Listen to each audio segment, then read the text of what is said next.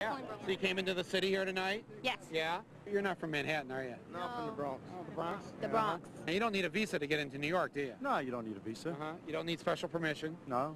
In Chicago, Illinois, there's a suburb called Rosemont. And unless you can prove you live there, you can't come into the town. This is fictitious, right? I don't believe it. You don't? No. Well, watch this. Hail suburbia, Rosemont, Illinois, with its neat and orderly rows of houses. Its folks working in their gardens, the local constable patrolling. Mr. Jones waters his grass, and the Smith boy does his chores. Yard ornaments and flags, kids playing ball, and plastic deer.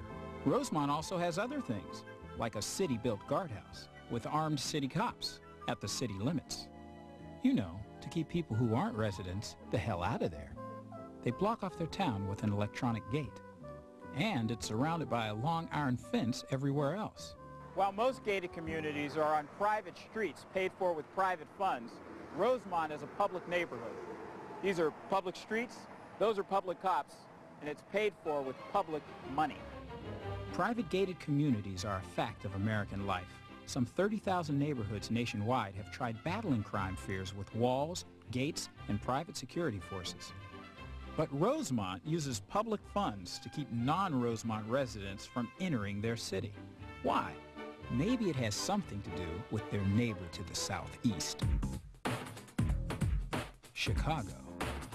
Was there something in Chicago that was worrying the people of Rosemont? We have a lot of riffraff in the neighborhood.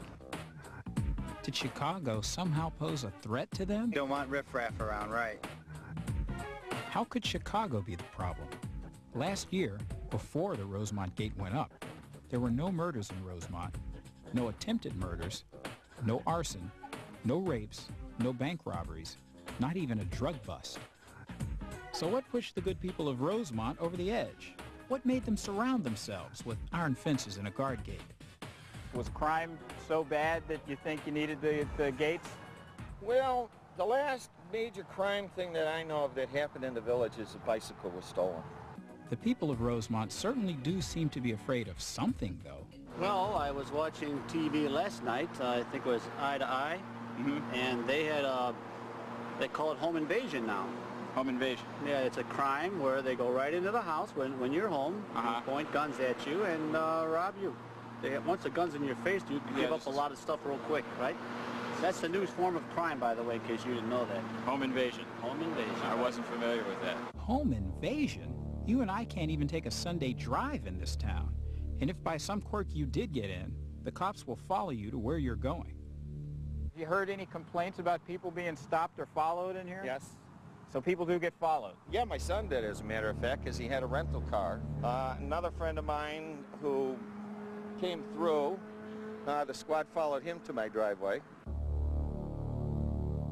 They just want to make sure you're getting where you're going. You don't feel like you're in a police state or anything? Absolutely not. The streets are safe, crime has been curbed, and our residents feel secure. Don't they have fences around the airport? Oh, I guess so. And security checkpoints? And why do they have that? Crime has been curbed here. The streets are safe and the residents feel secure. I used to live out in the country. And I moved back this way because I didn't want my son talking to trees, you know? We've stopped crime, the streets are safe, and our residents feel secure.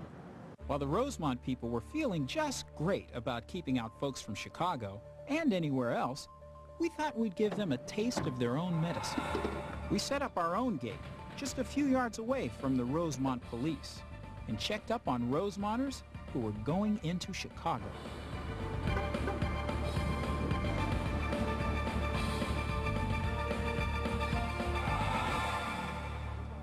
Mission accomplished. Now I was the gatekeeper. I don't need this.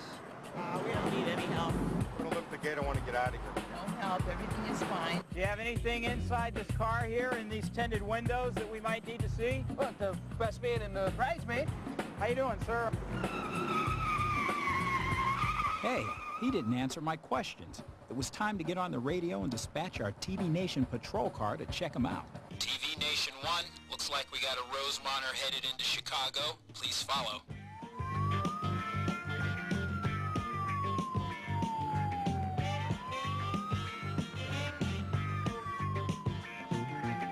After After a brief high-speed chase through several counties, our cop realized the suspect was merely out for a harmless drive, and because he was out of his jurisdiction, he quickly hightailed it back to Rosemont.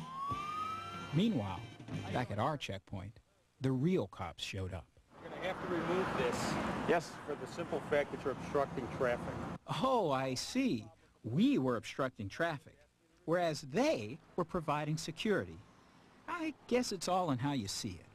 So we took our checkpoint down, because nobody wants to be interrogated just for wanting to drive on a public street.